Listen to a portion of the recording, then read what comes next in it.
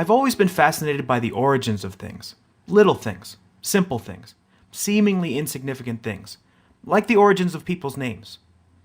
My first name is Robert, my friends call me Bob.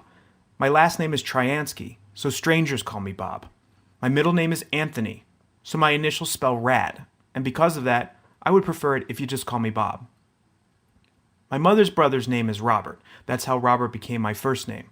My father's brother's name is Anthony. That's how Anthony became my middle name. My grandfather's first name was Anthony, which is how Anthony became my father's brother's first name. My brother's name is Scott.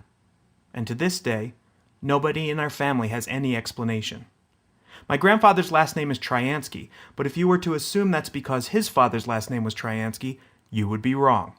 My family's last name was created by a government clerk.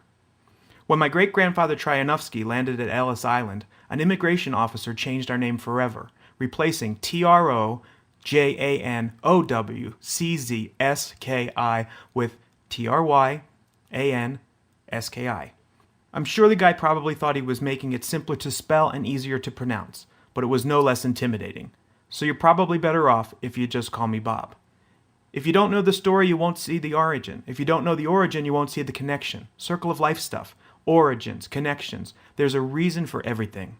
And for so many of us, the most basic threads of our identity are tied directly to our ancestors and elders, our matriarchs and patriarchs, who they were, what they did, their hopes, their dreams, their talents and aspirations. They blaze a trail, they chart a course, they leave a legacy. And that legacy gets woven into our DNA. Sometimes the connections are right in front of you. Others are harder to discern. Let me see if I can give you an example. My grandfather Tryansky was a gifted musician who played the accordion. And I believe that because of that, I have been unable to produce a biological child. If you don't know the story, you won't see the connection. For you, accordion playing and a low sperm count might not seem like a perfect organic fit.